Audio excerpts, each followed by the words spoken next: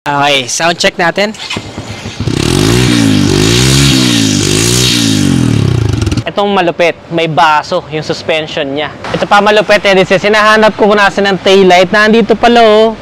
Naalala nyo ba yung Yamaha PG1? Di ba sobrang napugian tayo doon? Kaya naghanap na ako ng mga ganong vibes na motorsiklo. At ito yung isa sa natuklasan ko, itong Monarch Axis 125. Tignan itong forest green oh, napakaganda. Very rugged yung look. Headlight, LED na. Ito malupit dyan. Tignan nyo kung gaano kaganda yung digital na gauge niya. Ayan oh, sobrang vibrant ng kulay niya oh. Diba? Classic looking, pero yung mga technology niya, pang modern. Tapos meron pa siya dito sa gitna na parang yung sa mga bike, diba? So parang pwede itong pang off-road.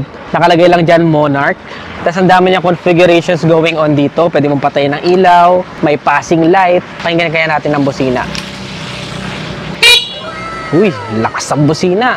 Try natin i-start. Naka-neutral naman. Okay, sound check natin.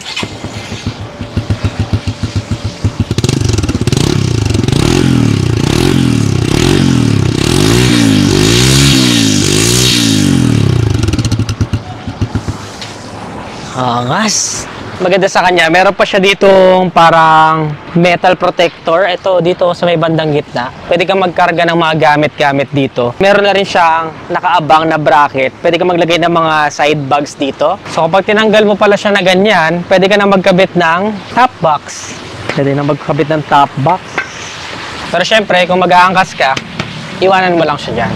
By the way, semi-automatic nga pala ito at sa mga di nakakalam ng Monarch na logo. Ito po siya, ayan o, nandito yung kanyang logo. Para may sombrero pa nga siya dito. Ayan o, nasindihan na natin yung LED projector lamps pa, yung kanyang mga ilaw.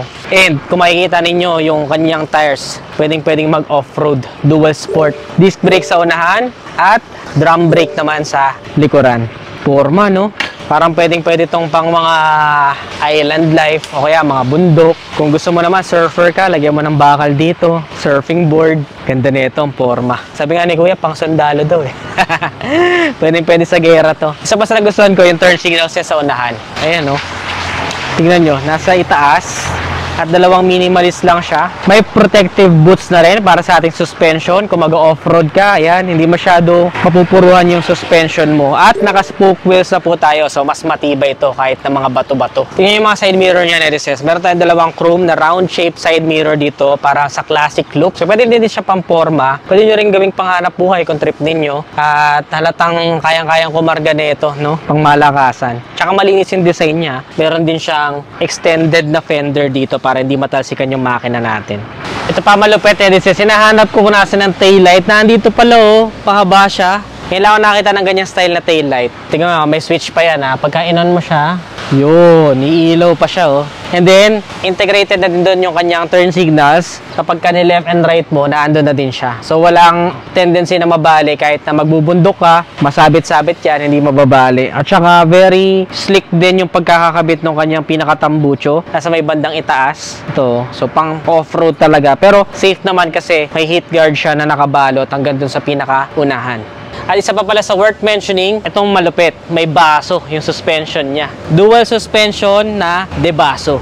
Oh, di ba? So makita ng ganyan. Para sa presyong 77,000 pesos, sulit na. Jump pack na sa specs and features, di ba? Ganda ng looks, napaka-forma. Straight from the casa, hindi mo na kailangan pormahan. Maporma na talaga. So abangan nyo yung full review. Sasabihin ko sa inyo yung full specifications nito with test drive. Make sure naka-follow para mapanood nyo yung full review nito. Ano pang mga ibang motorsiklo ang gusto nyo mapanood next vlog? Comment nyo naman sa ibaba. Again, this is Ned Adriano. Always keep it cool and ride safe always.